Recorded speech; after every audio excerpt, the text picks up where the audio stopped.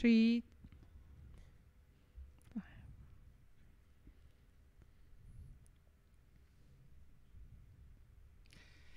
Well, hey guys, welcome to Develop Your Element. Welcome to the official podcast of Develop Your Element Unplugged. We are super excited to be here.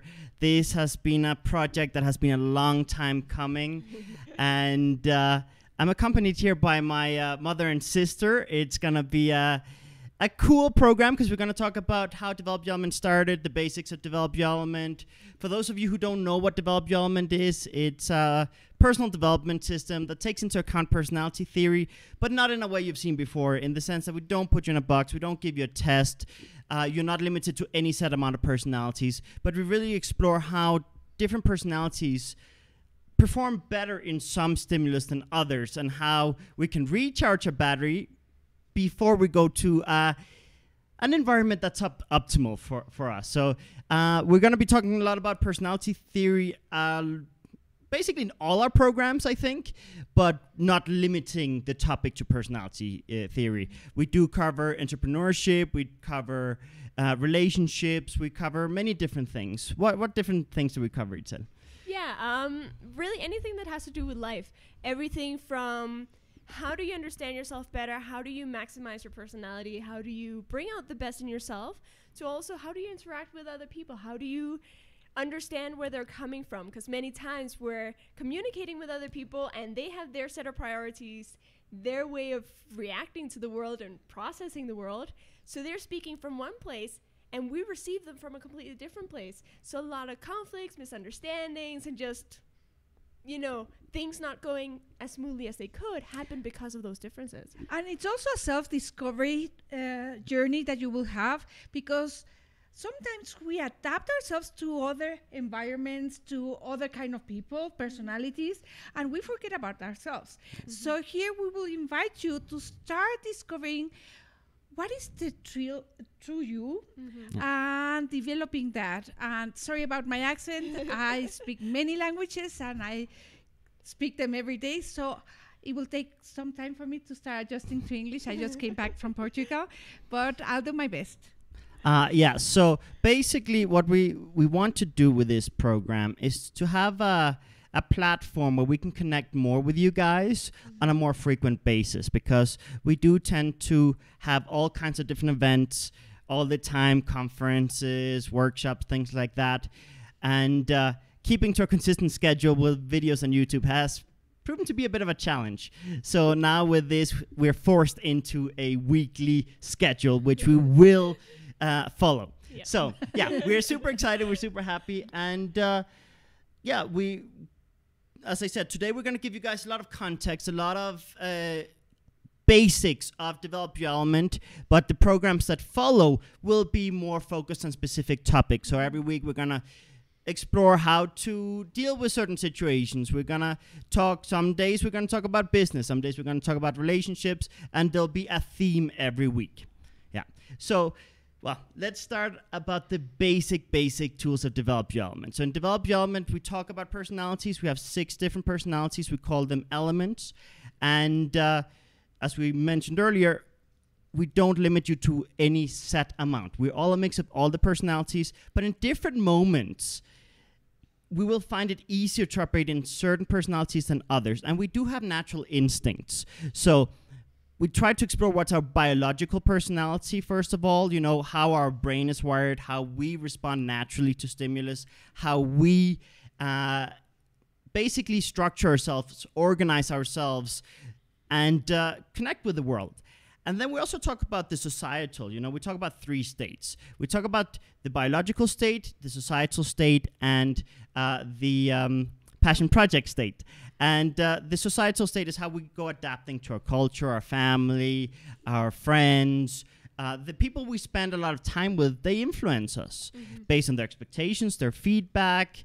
And sometimes it's important to be flexible. Sometimes it can be, you know, a generous act to adapt to other people. We have to be empathetic. We have to be flexible. We have to be able to adapt to what's required in the moment. There are moments where, yes, we have to act more extroverted. There are moments where we have to act more introverted. And we have to have that flexibility. But we have to remember what's our base and only adapt in key moments and not lose ourselves, because many times we lose ourselves due to insecurities, due to fears, due to judgments. And when we lose ourselves trying to be something we're not, that's a problem. Yeah. So I think we've all been there at some point. Yes. I mean, sometimes we come out of a relationship that might have been a bit abusive, and they haven't been able to value a certain side of us, and then we kind of start suppressing that. Or maybe we had a teacher that grilled in us that we have to be a certain way to be successful. And in personal development, this is a big problem, that sometimes systems have this one-size-fits-all, or this is the route you have to do. They don't contextualize the advice they give. And they basically go, oh yeah, for you to be successful in this, you have to be like this. To be a proper entrepreneur, to be a proper this. Like, they make generalizations. I mean, we see it with Instagram posts. Yeah. Like, Oh, yeah. all the time. What type of Instagram posts are there? Like, There's so many, like, you know, a real woman is this, and a real man is this, and, you know, a real leader is like this. And, you know, I think those are all coming from a good place. You know, it's people that maybe something worked for them and they want to share it with other people. But we're all different. We're all wired differently. We have different instincts. There are different things that are natural for us, that are easy for us. So we have to not use those pieces of advice as sources of self-judgment, which I think is what a lot of us do. We see those things and we go, oh, I'm not those things, so there's something wrong with me. Or we define ourselves, whether we fit or not. We immediately give up. Okay, so that's not possible for me, so I'll give up. Or job trainings, schools, they all have like their ideas of what is successful, what is the route to go. Parents too. I'm your mother, and I sometimes advise you with what worked for me. I was not taking into account your personalities. yeah, and that's the thing. So that's why when we talk about societal state, we have to be very careful. We have to always think, are we adapting due to generosity, due to this being a more effective strategy in this situation for the desired impact? Like, oh, if I adapt right now, I will communicate more effectively. I will sell more effectively. I will finish this project with more impact. Yes, in that case, then it's good. Don't forget to return to your base, but you should have that flexibility. But if you're finding yourself being afraid of who you are, oh, I'm afraid of showing this side of me, I'm afraid of being this way. Oh no, people have said that I'm not funny, or people have said that I'm not serious enough, or people have said that I'm too serious, or that I'm too cold, or that I'm too this. Like, and we have to understand, many times the feedback we get is when we are drained. One thing we talk about in Develop Your Element is when we are with a high, spirit, battery, state of well-being, etc., we're regenerated. And when we have a low battery, when we're stressed, when we are fatigued, when we're burning out, then we are drained. And many times the same characteristics will receive way more judgment, way more criticism when we are drained, because we're not managing our personality in the best way. For example, there's a very fine line between confidence and arrogance. There's a very fine line between charisma and annoyance. There's a very fine line between being logical and factual and being critical to a very judgmental degree. And these fine lines really often depend on whether we're regenerated or drained. Because when we're drained, we have the flexibility, we have the mental clarity to communicate with precision and use those character traits that we have in a positive way. Yeah, having your battery up really helps you, like when you have your telephone working full battery, then you can open do more things. Exactly. But when your battery is low, I mean, you're not the nicest person even to yourself. Yeah, no, and that's, I think, an important thing to acknowledge, because it's easy to see in other people when they're drained that they're more frustrating, they get on our nerves, we're not getting along with them as well during that time. But we ourselves too, when we're drained, we don't have enough mental, emotional clarity to be as generous, be as kind, be as empathetic with other people, Exactly. And one way that I describe it is, the more drained you are, the more desperate you get for the things that might regenerate you. Yes. So that's why sometimes those same personality traits that are very attractive when we're regenerated can be very unattractive when we're drained because they come from a place of desperation of, I need this because I'm so drained. Yeah. And I can't think of anything else. I can't focus on anything else. And that's the difference. Yeah, we talk about how both a regenerative and a drained state affect our personality and how we utilize our personality. But we also talk about how self-confidence, self-awareness, and insecurities play a role. Because when we are insecure, when we are desperate, when we feel rejected or when we feel misunderstood, when we feel that we're not being heard or taken into account, a frustration kicks in, and then we also start forcing things. Or maybe we sometimes subconsciously, sometimes consciously, maybe we become more dramatic, more intense, more conflicts, and force things. And that's a beautiful thing of when you do use personality theory in a positive way, you can find ways to achieve your goals without forcing them. Yeah. And the instinct to force them is very strong when you're desperate. Yeah. And many times we also have an instinct to force things on others. How many times on our children, our siblings, our colleagues, our employees. I mean, as a business owner myself, I understand the instincts of wanting to tell people, if I can do it, you can do it. Or if you can do it, why can't you do it? I understand that instinct. But we have to override that instinct and understand that different people have different instincts, different processes, different ways of doing things, different natural abilities and different abilities that they might have to develop. It is called Develop Your Element, so we do talk about developing ourselves. But, I mean, it's impressive. I mean, we have here a team with several different personalities, and it is very clear how different personalities need different processes. Yeah. And the introverts will need more personal space, more privacy, a little bit more structure, organization, routine. They need to be able to predict and plan their days. Extroverts, they need more liberty to move around, socialize. And we have to give them those liberties, whether it's as teachers, as business leaders, as couples or whatever. We have to really give those, as we call, regenerative spaces to the people we live with, work with, because if we do that, they're going to be kinder to us, they're going to be more collaborative, they're going to be more productive, we're going to have less conflict. Yeah. But if we try to force our way of doing things, that's where things go bad. So we have to have empathy. We have to have empathy for different people's processes. And I think that's something that if we look at some of the most successful startups that now, well, are beyond startup scale, but I mean, look at Google, look at Facebook, look at all these Silicon Valley startups. What do they do? Yeah, no, they respect the fact that people have different, what we call regenerative spaces, different things that recharge their batteries. So if somebody is more extroverted and they need to move around, in Google you have these little bicycles on campus that people can ride, and different kinds of stimulus in different places. There are places where people can go where it's quiet and peaceful and nobody's going to bother you, and you can just disconnect for a while. And there are places where you can play video games or play sports and do something more active. And these things are so important for productivity, and it's a shame that not all companies take that into account, and schools very much don't take that into account. Because I know when I don't get my regenerative spaces, I'm not productive. My brain just starts shutting off, and I can't.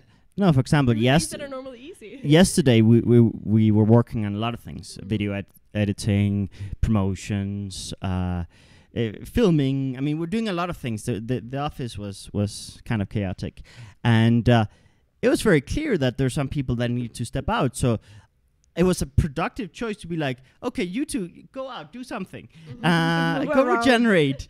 And then, I mean, they could come back and be productive afterwards.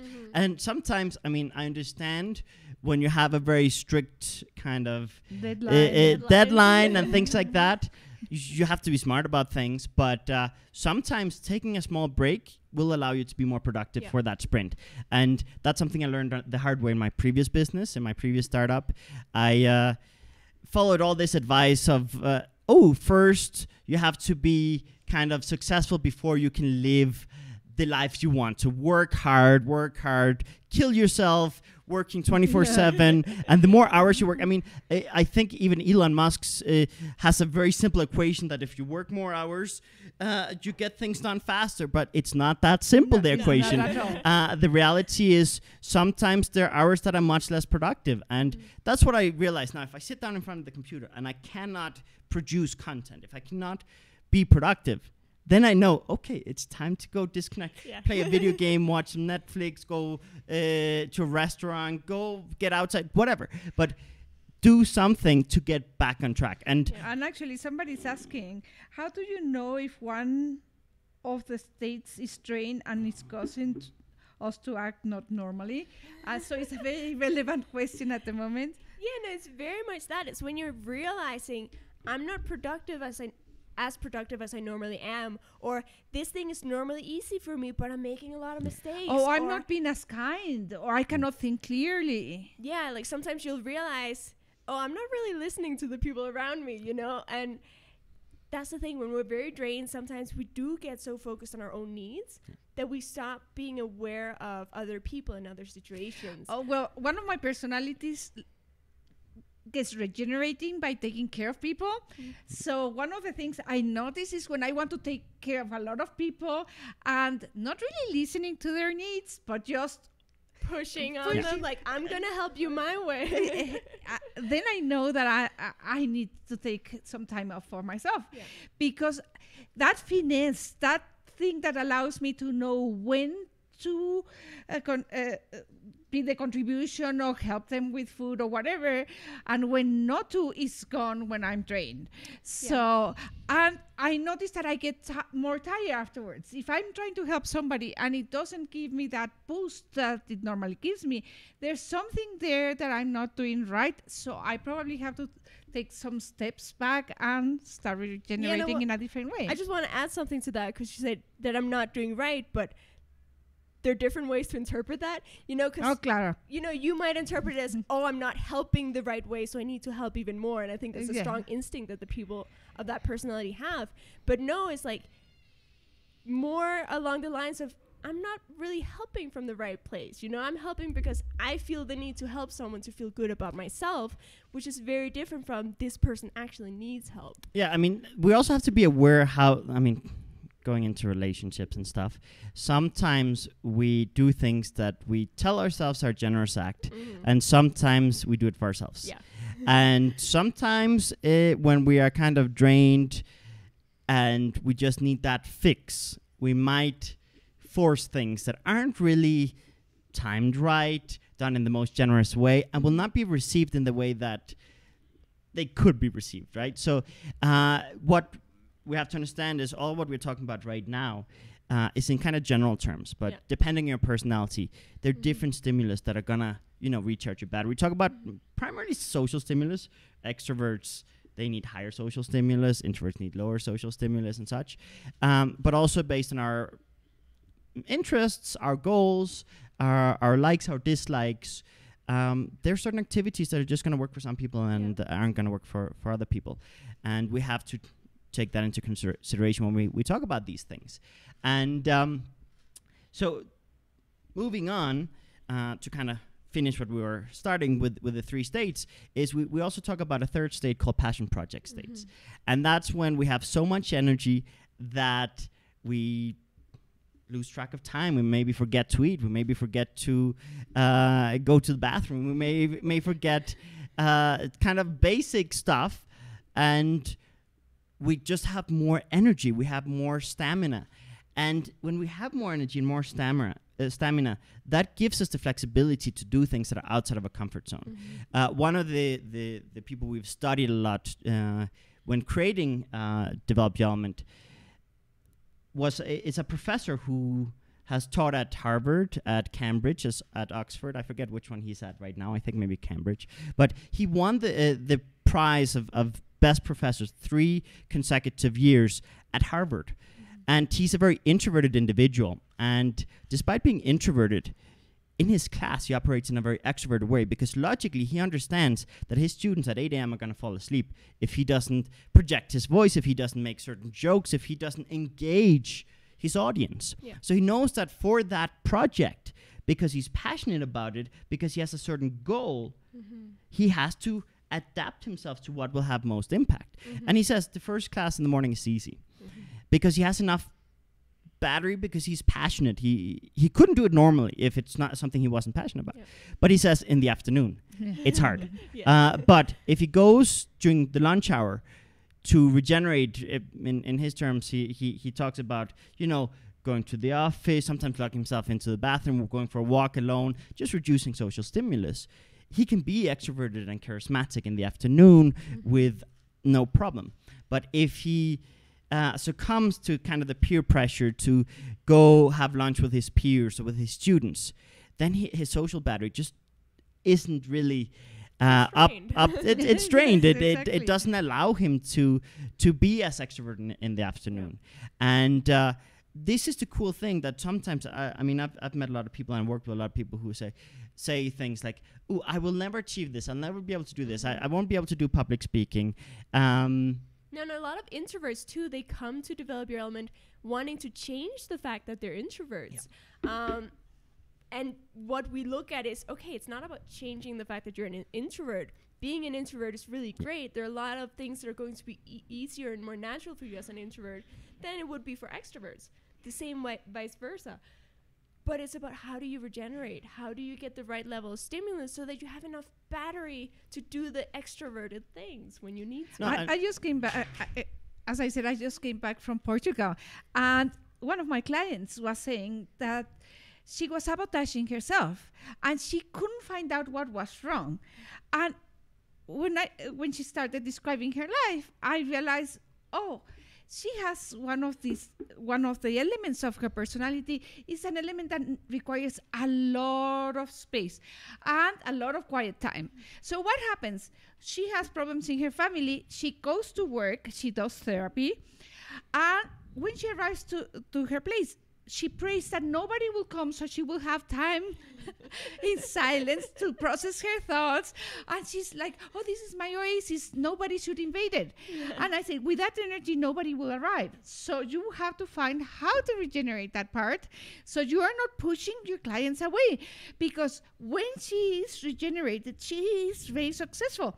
But she has been having some family issues. And she started having this pattern where nobody arrives. And of course, she's so trained. She pushes people away without noticing. Her body language, her stamina, everything is saying, you're not welcome here, So that's how it works when you're regenerated. You don't sabotage yourself because you are being the best of you. And when you have a passion project on top of that, that boosts your battery so you can deal with anything and go outside your comfort zone. I just want to add one thing that was mentioned was introverts, right? One thing that I want to distinguish between is introversion and shyness. So introversion is the need for less social stimulus, and shyness is fear of judgment, really. And even a person like me, I'm naturally more extroverted. My primary personality is an extrovert personality. And I will say, there are times where my insecurities creep in and I act like an introvert in terms of like what we associate with introverts. Awesome. And often we mistake the two and think, it's the same thing. No. Introversion is an asset. It's something valuable. It's part of your personality. If you use it right, it's great. If you use it badly, then sure, you can use any personality in a productive or counterproductive way.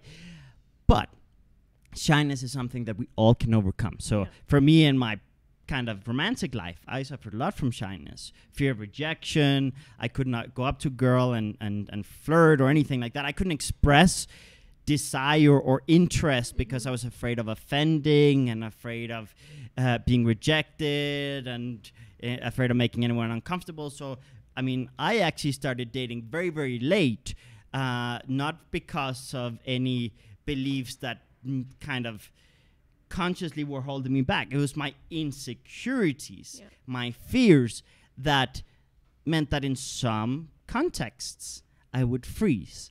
And a lot of people find that surprising because they see me in other environments And it's like, ooh, very charismatic, very talkative, very extroverted, no problem making friends. But in those certain environments, it has been very hard. Now I've been able to overcome a lot of those insecurities, and I'm much better now, but it is a continuous process. Yeah. And different people have different areas where they will freeze, where they will feel insecure, where they will feel shyness. Even the most extroverted person can feel that. Sometimes extroverts are just more impulsive, and then they act before they think, and then they punish themselves afterwards, but sometimes they freeze. Yeah. And so don't conclude that extroverts are more confident. That's a very big myth that a lot of people that was think. A big mistake that I made. Growing up as siblings, seeing you so extroverted and charming and with lots of friends, and then me being an introvert, being someone who naturally likes my space, I started associating these things as, oh, he's just better socially. He's more confident. He has better social skills. He knows how to live in this world, and I don't. And I grew up with this mentality that I developed over time that if it comes to social things, probably other people are right and I'm wrong. Because I just would get so nervous, shy, anxious in social situations that I would say the wrong thing or not be able to speak, and then I would punish myself and judge myself late afterwards, and it would go on and went on for pretty much most of my life. I was convinced that, oh, extroverts have no problems. Like, they're just so confident. We have no problems. They know what to do. They're born with the natural instincts of how to live in this world, and they have it all good and easy. And realizing that even the people close to me that I really respected and admired, who seem to be very confident extroverts, even they have insecurities. Yeah. And I think most people have some kind of insecurities in some area of their life. Yeah. No. We have to be careful not to have the mentality that, oh, the grass is greener on the other side. Really, we have to understand that there are a lot of things that we do naturally that are very easy for us that we don't value. Yeah. And it's much easier to value something that's hard for us. Yeah. So I had the opposite. I had the fact that, everything that was that's academic, it's easier for my sister. She got straight A's. I was all over the place. I used my personality and charisma to win the teachers. And I did, when I did assignments, I did them very well, but I didn't do them all. And if I didn't like the assignment, I was inconsistent in school. And, the consistency in which she performed in school is like, I always felt, I can't do that. That's impossible for me. And that's because when we compare ourselves to people who have different personalities, who have different interests, who have different abilities, it's very, very easy to make to come to certain conclusions about ourselves and say, oh, we can't do this, we can't do that. Yeah. And I did that myself as well. So maybe in the social side, not as much, but in kind of the academic side, I punished myself a lot for many years. And I come from a family of academics. So when you come from a family of academics and you're kind of the only one who doesn't perform well in academia, that's a challenge. So, but I can tell you, I come from academia. I used to teach English, and I speak with an accent. I make mistakes because I'm constantly speaking many languages, and I do have that insecurity that even if I have spoken and published and taught in very good universities all over the world and English-speaking countries, I still sometimes freeze when somebody criticizes my accent. Yeah. Yeah. So we all have our insecurities, no matter whether you have a PhD or not in the subject. That's another great point. One thing we talk a lot about in Develop Your Element is this thing of imposter syndrome. Yeah. Where, when I have this diploma, when I have this certificate, when I have this amount of fans, when I have this validation from someone or somewhere or some entity of whatever, it's like, then I will be happy, then I'll feel successful. But if I don't have those, I'm a failure. And many people, even with those things, still feel like a failure. That's the thing. Most people feel like a failure with them. No matter how many you collect. I have clients that have 100 diplomas, and they don't use them because they are always thinking they are wrong, and there's the next thing that will probably give them that confidence. Yeah. No, it's definitely a process that we make external when it has to be internal. We have to really confront our insecurities and look at them, because if not, we can keep collecting all these external symbols of validation, of status, of success. But if internally we're still insecure, we're still gonna go to bed at night and stress over, oh my God, one of these days it's gonna end. I've just had a lucky streak, and one of these days they're gonna find out I'm a fraud, and it's all gonna end. Oh yeah, you wake up with cold sweat, thinking somebody will find out that I really don't speak English, even if I have all these diplomas, right? And you're like, what? I mean, it makes no sense, but that's the fear that sometimes can drive you crazy and stop you in your tracks from creating more. No, and the thing is, many people who are successful have found success in areas where maybe it was easy for them because they maybe picked a field that was a very smooth route, and then they don't value it, and then they think they're a fraud, and it's like, when are they going to find out that I actually don't know what I'm doing? Because we all, well, I don't want to generalize, but a lot of people feel like, oh, we're kind of winging it. Yeah. And in a way we are. I mean, sure. I mean, there is a lot of winging. You have to be flexible. You have to step out of your comfort zone. You have to do things. I mean, if you don't act when an opportunity is presented to you, then that opportunity might take a while before a similar one shows up. So sometimes you have to act on opportunities where it's like, wow, like the other, I have this tendency to say the other day when it was like 6 months ago. So about 6 months ago, I spoke on stage in front of an audience with 500 people live, full house, thousands of people watching online from all over the world. But it was in Spanish, and my Spanish is not as good as my English, and I had insecurity, so I was shaking when I went on stage, and I was like, and I had actually canceled. I'd been invited to many similar events for the years leading up, and I had kind of made excuses to not face that fear. But at a certain point, there has to be that decision that the goal is more important than the fear. Yeah. And you have to put yourself in that uncomfortable situation, because if you're not being rejected, if you're not being judged, if you're not failing miserably in certain moments, you're not innovating enough. You're not stepping out of your comfort zone. So there has to be that realization that rejection is good, failure is good, because most of the best startups, most of the most successful people have a long history of failure and rejection. Yeah. In Hollywood, how many times do you have to get rejected before you get a role? Yeah. How many startups or startup founders start with one idea and then they pivot? The idea of pivoting is a huge part of the conversation in Silicon Valley. Yep. I mean, this is a pivot from our previous business. We created a social network for personal development where other coaches, instructors, authors, professors would put their books, their videos, and people would review them and share them and things like that. And this project was born from all the problems we had in that business, from all the conflicts we had from different personalities on the team. And also when we did that, we realized how much content is out there that's not really valuable. And we were like, I think we can share something valuable, bring something fresh to the conversation.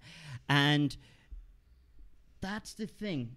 Failure, rejection, realizing that something isn't working, but then not stopping, not giving up, not turning it into a knockout, but deciding, okay, I'm just going to take this experience and I'm going to use that to fuel me, to drive me to step out of my comfort zone. And yes, when you step out of your comfort zone, regenerate before, prepare, practice, develop your skills, and then you're going to have more ease, but be willing to fail. Yeah. And also be aware that no matter how much you hide, how small you make your life, there will be always haters. There will be always people that will criticize you, and especially people that will dump their insecurities, their fears onto you, whether trying to advise you to become a better person so you're not like them, or they don't want to face their own problems, so they will dump them onto you. Yeah, I mean, no, we might be saying the same thing, but a lot of the criticism and judgments we get from other people come from something they might be insecure about. It's judgments they might have received, or it's something that they aren't willing to confront or to look at, and then they're projecting it at us. Because sometimes when we're doing our thing, we trigger other people's insecurities. Yeah. No, I mean, there are two things that we have to talk about when we talk about receiving judgment, receiving hate. one thing is, yes, people that aren't happy themselves with their situation are more likely to be negative, to be critical, to be kind of more intense with their feedback. And I mean, you see it in school, how many bullies don't have problems at home with maybe their parents or violence in the home or something, or they have their own insecurities and it's kind of their way to deal with their insecurities. But there's another conversation that must be had. Context. Yeah. Many times when we get advice from people, when we give advice, we don't really have we don't contextualize things enough. So what does this mean? It's very easy to come to a quick judgment, quick conclusion without trying to understand why someone is doing what they're doing the way they're doing it. Yeah. It's very easy to compare it to what we already know, very easy to kind of draw from past experiences and be like, oh, this is the same, instead of really contextualize this individual situation. Yeah. So both when we give advice, we have to ask questions, try to understand who's this person, what personality does this person have, what goals does this person have, what stage are they in their lives, what situation, are they drained, are they regenerated, try to understand the situation before going straight into the judgment, straight into kind of providing feedback, because many times we kind of mean well, and if we don't have the context, we're not going to give the right advice. And if we don't take into consideration their needs, their expectations, and their personality, we might be giving the wrong advice. Yeah. I mean, I cannot give you the same advice because your personalities are so different. Yeah. And that's why I had to learn since, at one point while you were growing up. I could not advise you the same way I would advise Jannik because you are such an introvert. So I had to do something, and my personality would like to protect you. But how do I bring the best of you, and how do I give you that context for you to also start realizing that you are brilliant? When you had this brother that shined and was always charismatic and followed by everybody and making money very early on, and you have to learn to do that, and you have to start taking into account the different personalities. Yeah, it's such a big problem, this thing of wanting to give advice based on what worked for you, or even as an entrepreneur. For example, I remember when I started my first business, I wanted to be the next Steve Jobs. I wanted to be the next Bill Gates. I wanted to be the next Elon Musk. I wanted to be the next great, in the sense that you want to learn from the greats. And yes, you can learn a lot of things. I've learned from all the greats. I've learned certain things that work for me, but I've also learned certain things that don't work for me. Yeah. And I mean, we have to find the route that works for us, because many times the ones that are successful are the ones that find their strategy, their route, their main differentiator. I mean, that's the thing. We have to find what makes us different. And it's sometimes hard to value that and hard to see that. But we have to be careful not to generalize, oh, it worked for him, so it has to work for us. And I've worked with a lot of people who are like, see, like, this is what they do at Facebook. This is what they do. And yes, sometimes it's great. Give that context, give that information.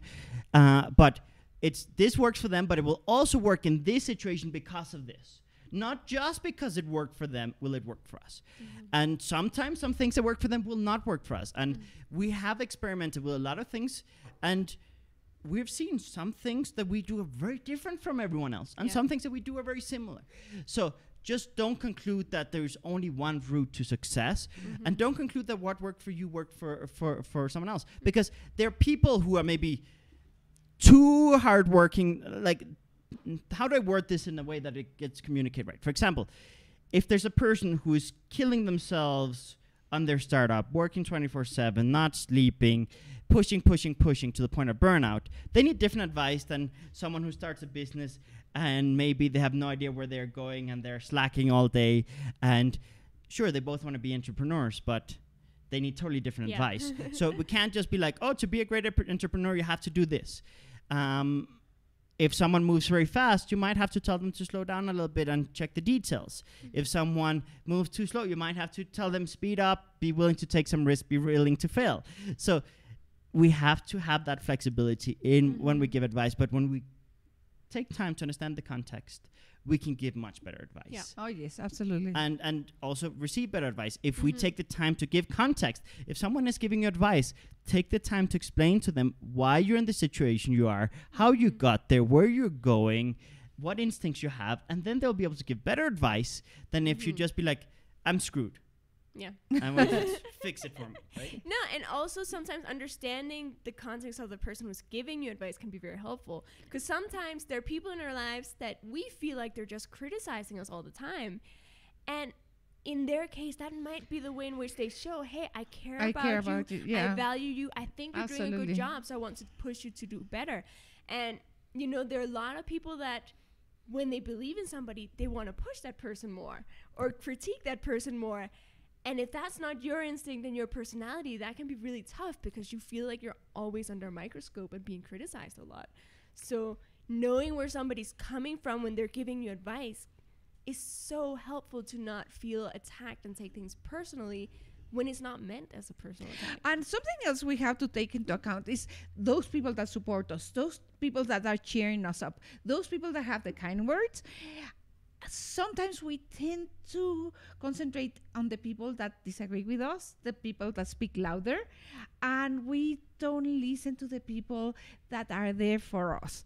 And I think if we start paying more attention to those, even if they might also be misguided sometimes in their advice, but there are often people that are there next to us and we don't see them because, they love me, so that doesn't count. It's my mom, so it doesn't count. Exactly. And how much are we discounting the people that are there for us and not listening to the words of encouragement, the words of wisdom, just noticing that they are by our sides. Whatever they are saying with their voice, also notice what their actions are saying. Yeah, I mean, when we talk about receiving advice from people and hearing and processing the advice and feedback they give us, I think we have to be very careful with many things. I mean, one, do not diminish the value of the ones that cheer us on, but also don't go to the other flip side and be like, oh, you're too critical, I'm not going to receive your feedback, because we can learn a lot from our haters, the people who reject us, the people who criticize us. A lot of things can be optimized if we take the time to understand what are they really saying, and then kind of filter out, okay, so this part of what they're saying, this is their own insecurities, their own thing, that's not even related to me, but this one thing they're saying, so you see, that's an area of improvement. We can do that. And sometimes there are people who naturally going to be critical a lot with us, but who actually are critical because they really care about our success. And we'll get into this when we talk about personalities a little bit more, but there's some very logical, structured, direct personalities without filter that say the things to the point, that don't sugarcoat things because they think it's a disfavor to people to sugarcoat things. And those people will sound like they're judgmental and critical. It will sound like they're destroying you and cutting you into pieces because they maybe have a harder time giving compliments, but they're very good at finding the flaws and everything. But many times those people are people who really care about you, are cheering you on, and they're kind of trying to help you get to where you want to get. And they're kind of protecting. Sometimes it's overprotecting, but sometimes it's just their natural way of being. And that is something that we have to learn to receive as well without getting defensive, because the instinct to get defensive and be like, no, and justify everything and not listen and not receive is something we have to work on, because and I know with myself, I get feedback every single day. I mean, when you're the leader of a project, when you're kind of trying to make decisions in meetings and there are opposing ideas and people are sharing their thoughts, I mean, whenever something becomes kind of critical of certain things, it's very easy to get straight into the defensive, whether it's defending yourself or defending another person. And while sometimes, yes, you have to be like, well, maybe you haven't seen it from this angle. Maybe you have to understand where this person is coming from and contextualize things a little bit. But we have to be aware that sometimes going straight to the defense we're gonna be throwing away a lot of valuable feedback that can optimize things. And that's when regeneration helps a lot, because the more regenerated you are, the stronger you are to receive all this feedback. Yeah. And the more mental clarity and flexibility you have to understand the context. Where is it coming from? Who is it coming from? What is behind? Yeah. But if you are very drained, it's easier to become Drained defensive. and insecure. I mean, And drained and insecure, insecure. If you're absolutely. drained and if you're insecure, Mm-hmm. you're gonna reject feedback unless it's pure praise. And there are also people who are gonna praise you like crazy, who are actually behind your back, talk badly about you, and are really kind of two-faced. Undermining you. So we have to be very careful to really filter all that noise and take time. And when we are regenerated, exactly, when we are working our insecurities, it's much easier to filter that noise and also find solutions to problems, find ways to optimize things, find ways to have more impact and less kind of challenges along the way. Because you also fall less for those supposedly kind people that are undermining you. If you are less needy, if you are more regenerated, if you are your confidence is up. But if you're down, that's when you fall prey for those people that pretend to be your friends and are your worst enemies. Yeah. No, and another thing is also when we're talking about insecurities and praise, it can work the other way around too, where sometimes when we're insecure, we don't receive the compliments and we don't receive the praise. Oh, absolutely. Because we think, oh, they're probably just lying to me. Yeah. Or they're probably just being nice.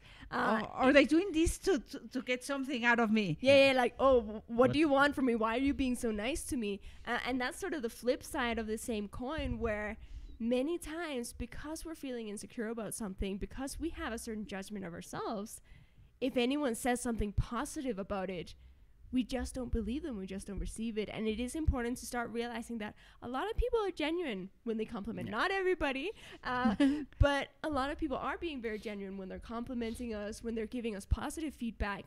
So at least consider it, like if you're in the middle of that insecurity, it's very easy to be stubborn, but consider it like, okay, for like 10 seconds, I'm going to pretend that everyone who said something nice to me today or this week or this year really meant it. What would that mean? Not to change the direction of the conversation, but there's someone commenting, tell us advice for each element, please. So I think it's a good time to get into the conversation of the elements, because we've kind of been talking general terms, kind of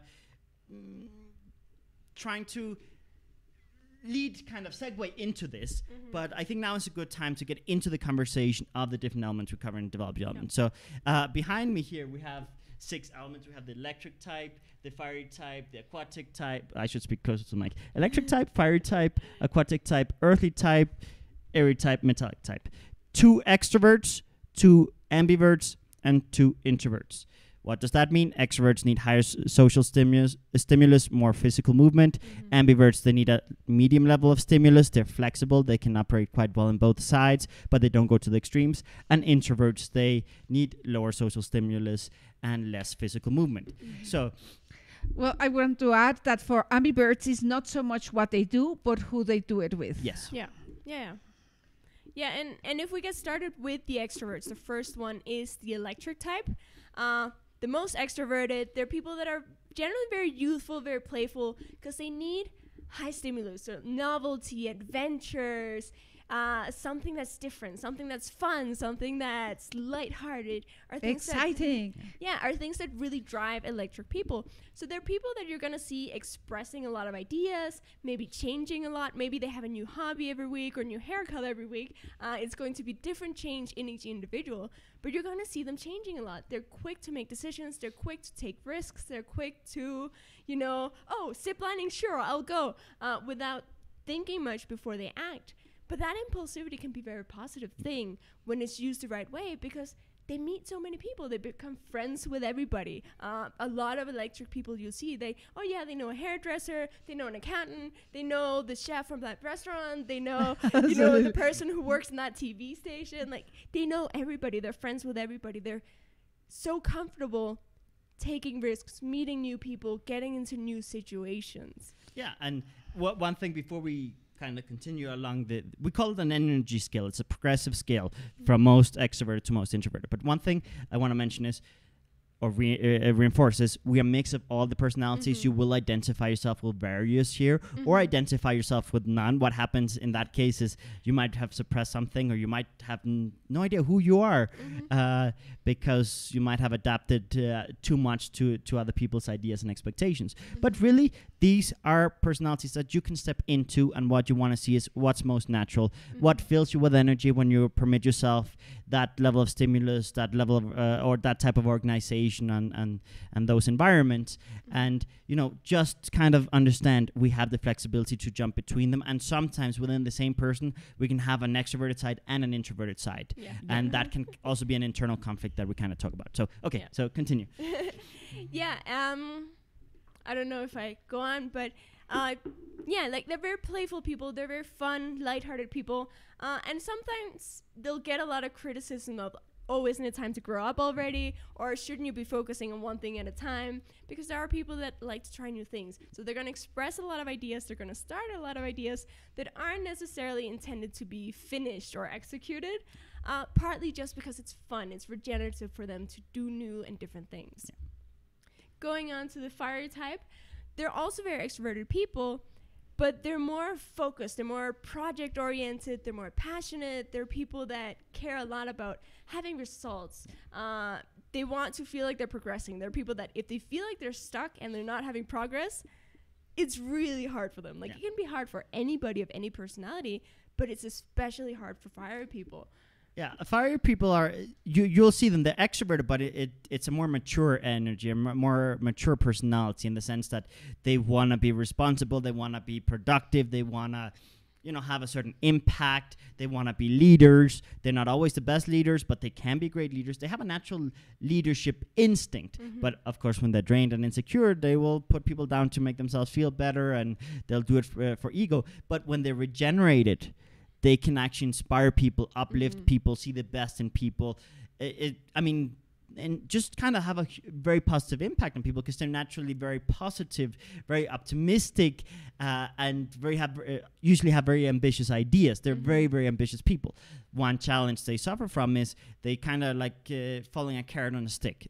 They're going to be advancing all the time, but they will never be able to stop and celebrate. Well, I don't want to say they'll never be able to, but it's harder for them to stop and kind of enjoy and kind of eat the carrot. It's like they feel that it's always like the goal is always like this. So say you're a YouTuber and you're gonna have 1,000 fans. Well, I have to get to 1 million. Let's say you get to 1 million. You have to be 20 million, whatever. There's always gonna be something more ambitious, and it's always great to have ambition. And this is a conversation for another time, but we do talk in Develop Your Element about interconnecting your goals and looking at how to kind of celebrate things to give you the fuel to kind of move on. Yeah, and looking at both short-term and long-term. Yeah, exactly. So that's a whole conversation for a whole program. But for fire people, that's something that we have to be aware of. Because they are so driven. Yeah, that's what moves them. Yeah, they need to see results. And if they're drained, and you'll see it. You might have someone in your life, or you might be like this yourself.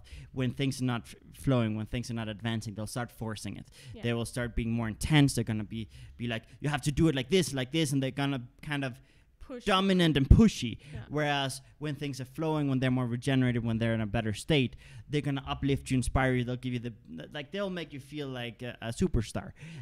So that's something that's kind of, while both electric people and fire people are extroverts, one is very youthful, playful, and one is very ambitious and very focused and more mature. And that does not mean that one personality can have some of the things of the others.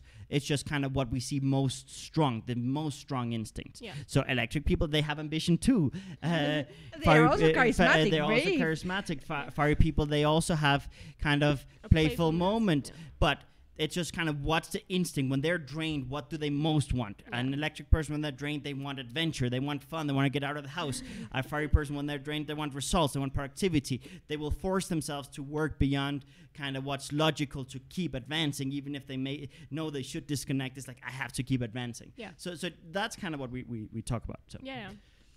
And then we go with the ambiverts, that we have aquatic and earth. And aquatic are those people that are super connected with people. They have that ability to look deep into your eyes and connect with you, and they are also detail oriented. I love having aquatic people in my life because they really remember things and they are always taking care of all the small details. I do have some of the fire that goes very strong, and I'm not so good at noticing the details. So for me, aquatic people are amazing. Yeah, and in the context of aquatic people, it's very much social details. These are people that are very much driven by their feelings, their emotions. They seek deep connections with people, with situations, with what they're doing in life. So for them, it's really, really important feeling connected to the people that they love. More important than where they are and what they're doing, it's who they're with. That's the most important thing for aquatic people. So yes, they're going to remember little details. They're going to remember that you said that you like that movie, or that you like that satyr, that you like that thing. And they're going to be giving gifts and comments and gestures that are very, very personalized, because they're paying so much attention to the people that they love. They're people that, if they love you, they'll do almost anything for you. No, aquatic people, they're the most emotionally expressive, the most sentimental, most detail-oriented and all this. But it also, again, as with all of these, when they're drained, when they're insecure, it means more drama, more conflict. You don't love me, you don't care about me, you don't pay attention to me, etc., etc. They might break up with you to then reunite with you, and then kind of have that rush and feeling of, ooh, I am loved, and they might cause dramas just to feel loved and things like that. I mean, this can happen with all personalities, but with aquatic people, they just, when they're drained, they need that emotional connection stronger than anything. So if they're not getting it naturally, they'll force it. So the way fire people will force productivity and electric people maybe adventure and fun, that's what with aquatic people we'll see that. So we have to understand that with aquatic people, if they feel confident, if they are regenerated, they will make you feel like the most special person in the world. They will connect with you, they will collaborate with you, they will be generous, they will be detail oriented. But when they're drained and insecure, then there'll be more conflict, more drama and things like that. And this is the thing about understanding personality theory, is every personality, when regenerated, will have a much more positive impact than when drained. And when secure and insecure, same story. No, whatever your personality is, when you're drained and insecure, it's very easy to use your personality in a counterproductive way. So, you know, an electric person wanting to have fun, joking in the wrong moment and insisting on the joke, sometimes creates a less fun environment. A fiery person trying to push results too much when it's not the moment or the right way or so on, they can be counterproductive. An aquatic person, when they're so desperate for that emotional connection with the people that they love, again, they can end up pushing people away by clinging on too tight. So this is something that we all do in our own way, and it's important to not judge ourselves for that and really realize what's going on. Like, oh, okay, it's that I'm really drained, or maybe I'm feeling insecure, so maybe I'll look at that, maybe I'll address that, because it's not the be-all and end-all of who I am. Yeah, and one thing that we sometimes do is when we've been rejected or had a big conflict because we were drained, we come to the conclusion that that's just part of our personality, part of our way of being, and that we have no control over it. And we do have control. And that's the thing. It's like, okay, that's part of my personality, but I can choose to operate from my strength and not operate from my pitfalls if I do certain actions that give me more flexibility, that give me more energy, more positivity, etc. And not force those things either, but just find a way to implement those in your life. And I mean, we will be talking about a lot in a lot of these programs on how to regenerate, how to recharge your battery, how to overcome insecurities. But okay. Now, and if we move on and we look at the earthly type, there are also ambiverts, and they're people that, for them, I think the most important thing is comfort and harmony, not just for themselves, but for everyone. They're people that really put other people first a lot. They're going to be focused on other people's needs. Like, are you hungry? Are you too hot or too cold? What do you need? How can I help you? They're people that love seeing other people happy and comfortable. So they're going to go out of their way to make sure that other people are happy and comfortable. Oh, yeah. For me, being the supportive role, supporting, doing the supporting role, it fulfills me. It really, I love it. But I have fire too, where I want to be the protagonist and the leader. But my earthly side is stronger. That percentage of my personality is stronger. And I love supporting other people and helping other people. Yeah, it's well, now going into that for a minute. When we have different personalities, we have to be smart about it. I have the same combination of personalities as my mother, just that in my case, fire is dominant and earthly secondary, but almost 50-50 in terms of they're both very present. And yeah, I mean, sometimes what happens is it's like ping pong. I have a period where I'm very fiery, very productive, lots of great results. And then my earthy side is like, okay, I have to go take care of everyone in the family, everyone on the team. And you shine, you go out front, you do this. I mean, let's film videos with everyone else on the team except me. Okay, now I'll cancel this to go take care of this family member. I'll do this for, and so, and there's really space for all of it, but a little bit of balance is smart. Yeah. I mean, I don't say perfect balance because then you're going to drain yourself trying to find the perfect balance. And it is never perfect balance. No. But it just making sure that there's space for both sides. Yeah. Or in some cases, three personalities that are very dominant give you the self the space and the time to stimulate and regenerate each kind of personality that you really have dominant in. And you have to raise to every occasion. Every moment will be different. Yeah. So using your elements or the elements that conform your personality to your advantage by having them all ready, all recharged, is the key. Yeah, no, and one thing that I want to add when we're talking about earthly people is that they're very sensual people. Oh, yeah. They're people that, soft textures, delicious foods, beautiful music, things that are comfortable, things that are really pleasant to the senses, are things that are very regenerative for earthly people. And they don't always allow themselves those things because they're so focused on other people's well-being that they can put themselves last. But, if you're earthly or if you have earthly people in your life, put a bit of attention to those things too, because those are things that are really going to help that earthly person be more regenerated, be more calm, more happy, more at peace. And they won't have the same desperation for trying to help other people. Yeah, no, I said it many times. Develop Your Element basically saved my life because I was so intense with my fire, the intensity of my fire, and my need to take care of people. I was going all over the world taking care of everybody. And I forgot about myself. And if I hadn't been humble enough, ready enough to go and take a workshop with Jannik and ask him, what's going on in my life? As much as I'm trying to regenerate, I'm not regenerating. He said, what about, I have three elements. I have fire, I have earth, and I have air. Which we haven't mentioned yet. We haven't mentioned yet. And he said, Ma, you're regenerated everything but you're earthly. And I was, what? Remind me, please, let's stop and remind me, how do I regenerate my earthly side? Because I don't know I'm taking care of people. And he said, yeah, but what about taking care of your body?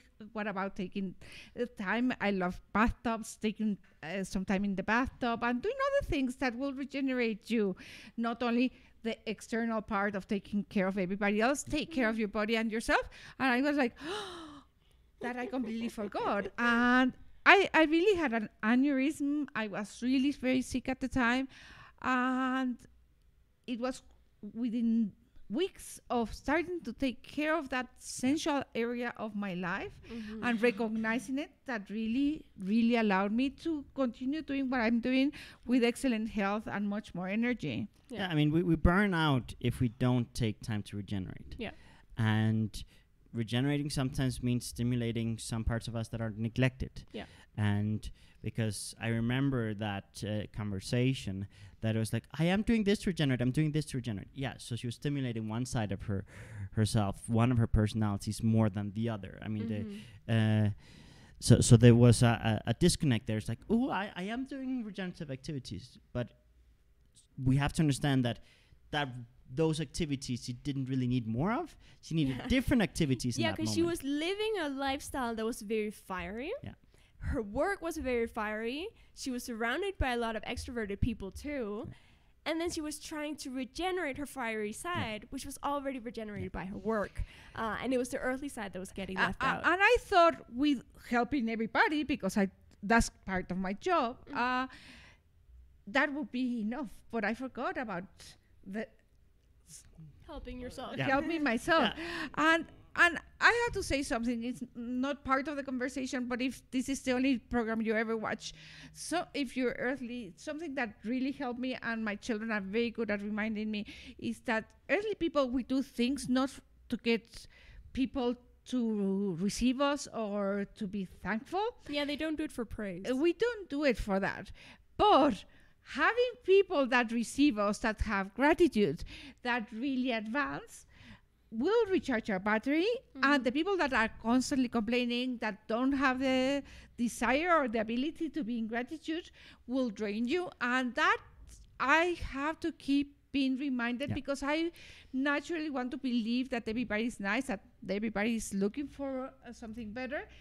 And occasionally when I'm with people that are not receiving or they are not grateful, I insist more, because I can see that they can get better, and that drains my battery. So those two things, taking care of myself, I had to really, the way I explain it in my head is, it's like the oxygen. If I put a mask on myself, then I will be able to take care of more people. And that's the way I allowed myself to start taking care of myself. Yeah, so the examples you just mentioned, it's a very important example for every type of personality, but for earthly even more. Yeah. You know, that idea of when you're on a plane, if suddenly the oxygen levels in the cabin drop, the first thing they tell you when you board the plane is first put the mask on yourself and then the people you're taking care of. Yeah. Because if you faint or if you die, you can't help people. Yeah. And sometimes we get into the instinct, and earthly people are very strong, to help people always before helping ourselves. But sometimes helping ourselves allows us to have more resources, more abilities, more flexibility, more stamina, more everything to help people. Yeah. So it's not selfish to take care of yourself. I mean, look at Bill Gates right now, depending on the day, the richest, second richest, or third richest in the world, but really a very rich person who a lot of people probably judged for a long time, and look at all the illnesses he's eradicating and all the different generous philanthropic acts that he's doing with really positive effect. And that's because he took the time to, increase his resources. Yeah. And I'm not saying be the next Bill Gates or anything like that, or that's the route for everyone. But I'm saying is sometimes we feel guilty doing things that seem like they're for self-benefit. And we just have to have the ethics, the values, the morals to not be selfish all the time, but allow ourselves moments of certain acts that in that moment they might be selfish, but they allow us to be more generous, more flexible afterwards. Because when we're drained and insecure, we don't have the flexibility. But when we're regenerated, we can be more generous, much more naturally. But let's return to the energy scale. So one last thing I want to add to the earthly type is they tend to sometimes be overly diplomatic and neutral, and they have a hard time making decisions if there's not a unanimous decision. Yeah. And that sometimes can drain everyone on the team. I know, because I have an earthly side, and I want everyone to be happy and everyone to agree. And sometimes by trying too much to make everyone happy, things can slow down and it can have a counterproductive result. Yeah. So sometimes earthly people need to learn to kind of be a little bit more decisive. And again, when they're regenerated and work on their insecurities, it's easier, because earthly people, they don't want to offend anyone. They don't want to hurt anyone's feelings or invalidate anyone. And so sometimes they take it too far, though. So now moving on to the introverts, we have the airy type and the metallic type. And the airy type is a very observant, very analytical type that requires a lot of personal space, because they can end up being overstimulated with ease because they have a hard time disconnecting from the environment. Yeah. They really analyze everything, they observe everything, they're really present in every moment, really processing everything. They can be a little kind of soft-spoken at times, and kind of they sometimes have brilliant ideas and solutions for every problem that you can imagine, but they don't they don't want to force themselves or impose. So brilliant minds, but they sometimes keep don't. to themselves. They keep to themselves. Yeah, no, and I can speak to that because I'm airy myself. And the thing is, we don't like being pushed, invaded, or pressured by other people. So we don't like pushing, invading other people. So if you're in the middle of a meeting, whether it's a family or business meeting, and people are arguing and people are throwing out ideas and they're like, no, my idea, no, mine is better. You know, in that moment, airy people tend to kind of sit back and go, are they going to eventually stumble upon this idea that I've had by themselves? And it can be a challenge sometimes to go, okay, maybe I should actually speak up and maybe I should actually share that idea. Because, in the middle of the pressure, the tension, we don't want to push, we don't want to yell, we don't want to be so intense. But sometimes we have to kind of learn to be. Yeah. And if you have airy people in your life, you also have to learn to reduce the pressure sometimes. Yeah. And, you know, maybe not ask them in the middle of the fire of the meeting, like, hey, what do you think? But maybe afterwards saying, you know. Yeah, hey, one thing that's key with airy people is they don't respond well to pressure, to intensity, to urgency. They shut down. Yeah. However, if you reduce the intensity, reduce the pressure, like just say there's no stress, there's no worry, everything is good. Even if everything is exploding and falling apart, just being like, relieving that person, everything is fine, everything's gonna be okay, don't worry, we've got it covered. No, one thing Jannik will say to me is like, don't worry, I have a plan. And I have no idea what the plan is. Sometimes I wonder sometimes I even know that he's lying and he doesn't have a plan. But the moment he says, don't worry, I have a plan, I can say to myself comfortably, okay, if we fuck up, it's his responsibility. And that sounds bad, but it's just airy people are so good at putting pressure on themselves and putting the whole weight of the world onto themselves that sometimes being able to go, okay, part of this weight is on somebody else. Oh, yeah. Oh, yeah. It's like, now I can breathe, now I can relax, now I know what I'm doing. Yeah. As I mentioned, I have my fiery side, but I love when somebody else is shining, when somebody else goes in front. I'm like, I can breathe for a little while. No, and that is very much our need from air people, that somebody else is there. Someone else is in charge. They got this. I can breathe for a moment. And that doesn't mean we are not supporting and contributing with our ideas, but it is nice to delegate somebody to be in the life. Yeah, I mean, and that's the thing. Airy people, they are introverts, so they sometimes require personal space. They need to disconnect from things, but don't mistake that with them being asocial. Because they actually want to feel supported. They want to feel included. And that's something that can be very challenging, because when I learned that she was an introvert and needed space with my sister, for example, I'd be like, okay, all the space in the world. And then she would feel neglected, ignored. So I learned I had to find this balance between, I'm going to give you space, but I'm here for you at the same time. Yeah, and I'm going to include you. I'm going to let you know what's going on. I'm going to invite you to things, but it's your choice whether you show up. And that's very important with introverts. So they are not quick in their responses. They are not quick at deciding. So give them time. Prepare them mentally. Okay, there's going to be this event. Would you like to come? There's going to be, we will require you to speak up. And tell them with more than 5 minutes notice. Yeah, it's important. Spontaneous. No, the thing is, and this is kind of interesting, because extroverts, they tend to think out loud. They try to share everything out loud. They tend to be more impulsive. They tend to be very quick at and sometimes too quick at doing things. And introverts, they tend to want to analyze, structure, plan, find the proper route, and diminish risk and things like that. And we have to understand this when we are dealing with people of different personalities. We have to take time to plan things and organize things a little bit more for the introverts, and we also have to let the extroverts move with a certain rhythm and a certain efficiency. And that balance can be a challenge to find, but over time, I mean, in any company or any family or group dynamic, you will find the balance. And it's really important that you notice when extroverts move outside, they use the energy. It's not that they have more energy, they bring it outside. So what does that mean? They move more, they express themselves more with their body, with their faces, with the way they dress. Introverts, they use the energy inside. So the way they dress, the way they move, the way they express themselves with their body, it's going to be more reduced. Much more reduced. Yeah, and that doesn't mean they are not working, because that's something else that we talk a lot in Develop Your Element. In the workplace, sometimes introverts look like they're not being productive for a really long time because they're processing things, they're analyzing it, they're structuring it in their head first before putting it on paper or into physical form or before expressing it outwardly. So, you might see them in the office playing video games for a long time and be like, oh my God, they're not getting anything done, they're not working, but they're working in their head.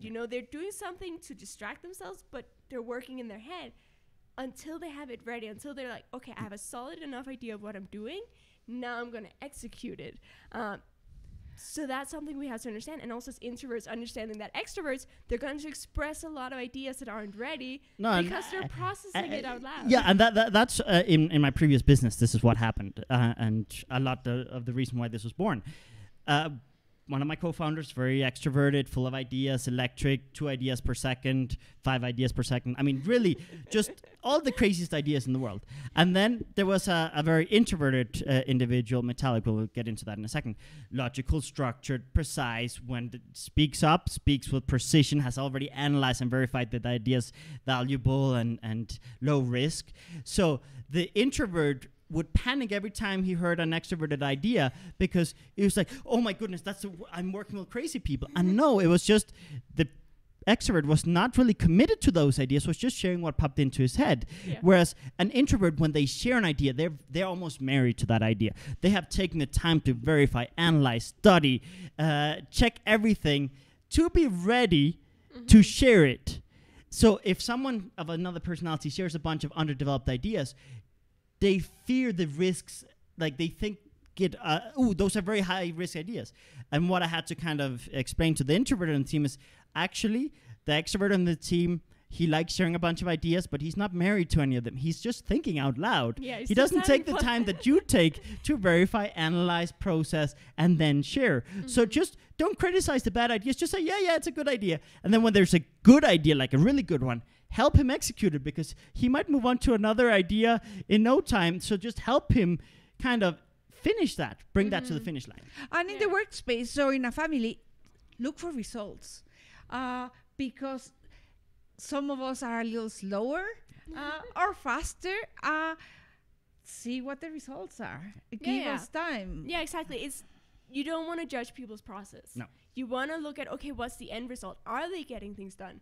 Because introverts and extroverts can both be counterproductive. They can both use their regenerative spaces as an escape to avoid things.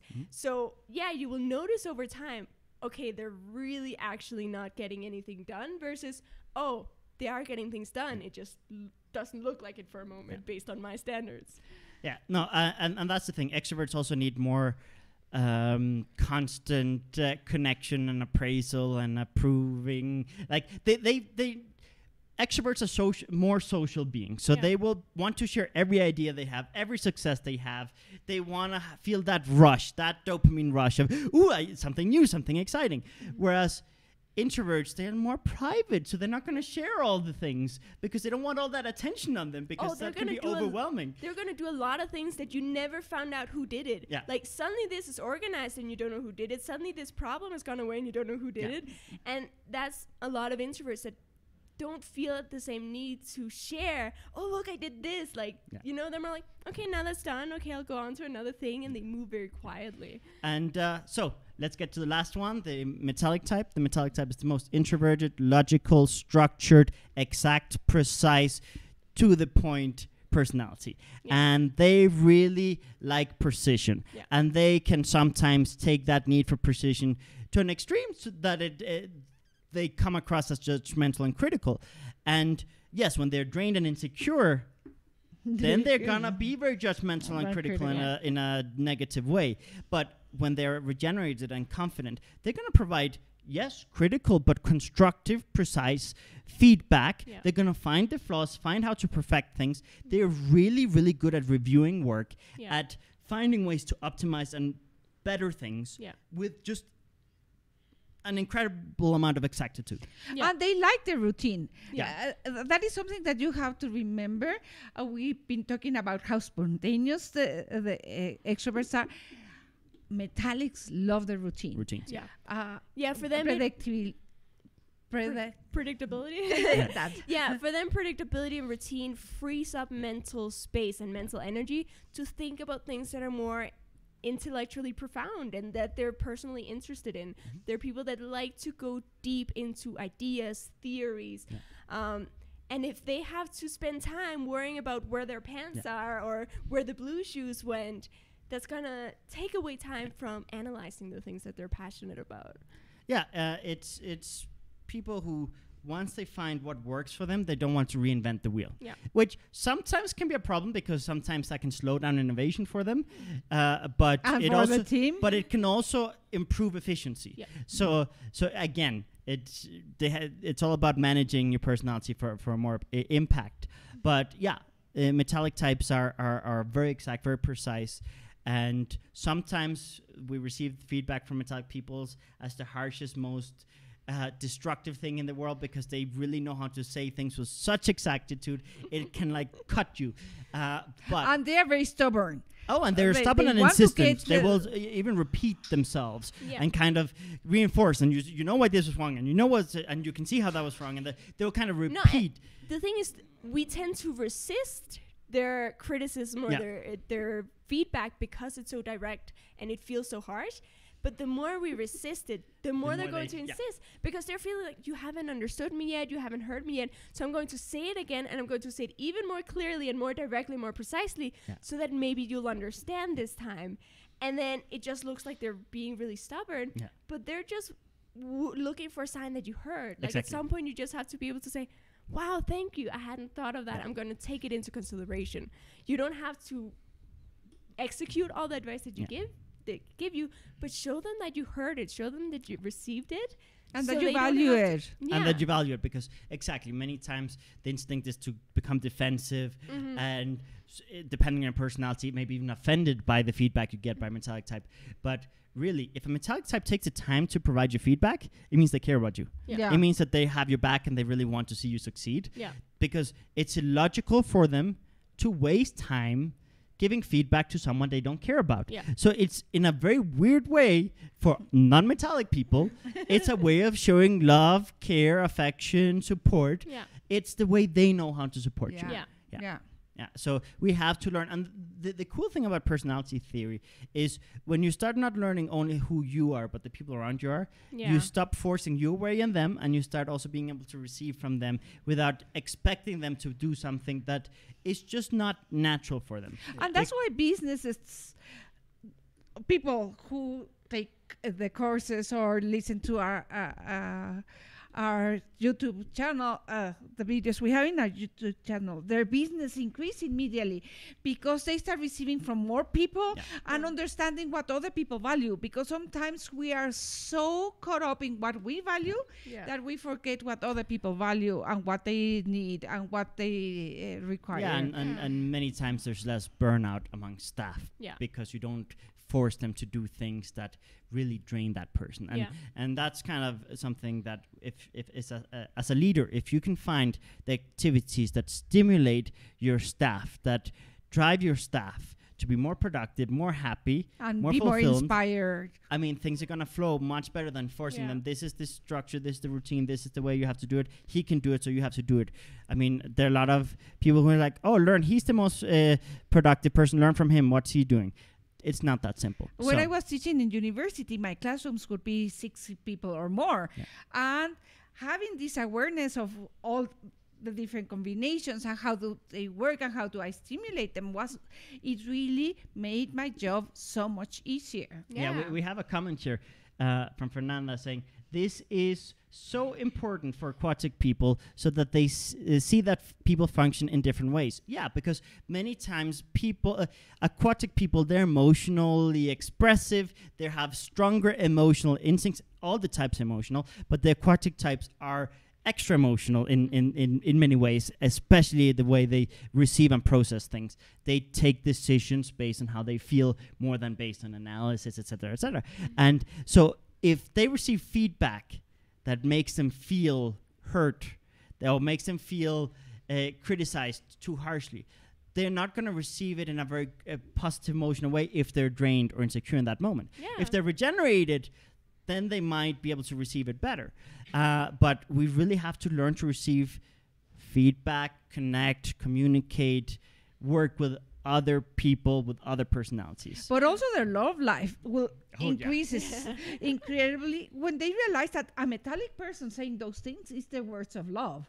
Because aquatic people, it's so easy for them to communicate their feelings that they think everybody else can do it. And trust me, we can't. We can't communicate like you. For most other personality types, expressing your emotions is something so vulnerable and sometimes so hard to put words to that other personalities don't do it as much. And then an aquatic person can feel like, oh, nobody loves me. But no, they probably love you. They just don't know how to communicate it the same way you do. I'm so cautious sometimes that I will overthink and overthink and overthink until somebody gives me a very clear sign that they really, really like me. I don't even start considering whether I might be feeling something because I don't want to open that Pandora box. Well, aquatics, they have just met the person and they are already might express love within the first week. It's like, I love you. It's like, we just started dating. We're just exploring what this is. We haven't even gone out for coffee sometimes. It's something that, I mean, when we start understanding different personalities, and whether you do it with the way we approach it here at Develop Your Element, or you do it with just simplifying it, introverts, ambiverts, extroverts, if you start just respecting that there are differences in people, you're going to be more empathetic, you're going to be much more generous, you're going to be kinder, more flexible, a better communicator, a better parent, a better leader, and things get easier. And you have to take into account what you need and what other people need. Start with yourself, just don't get stuck on that. I mean, that's important. Regenerate yourself so you have the flexibility to connect and understand and work with other people. I mean, that's key. So anyway, I think it's a good time to kind of wrap up for today. And I think next week we'll get into a little bit more about how to regenerate the different personalities, how to kind of bring out the best in people, bring out the best in you, bring out the best in others, and kind of explore these things a little bit further. So thank you very much for everyone that made this possible. Thank you very much to the team behind the scenes that made this possible.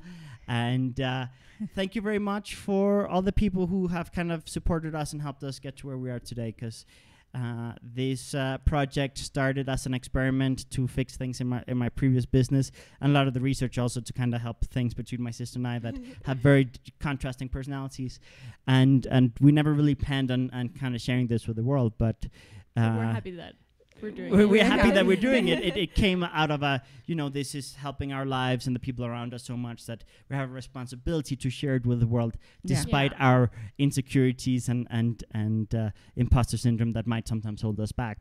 But this podcast, I think, is an amazing step for us to force ourselves to continuously share this and stick to a schedule every week. So and let us know what you want. We want to have the conversations you need, because we can talk about a lot of things.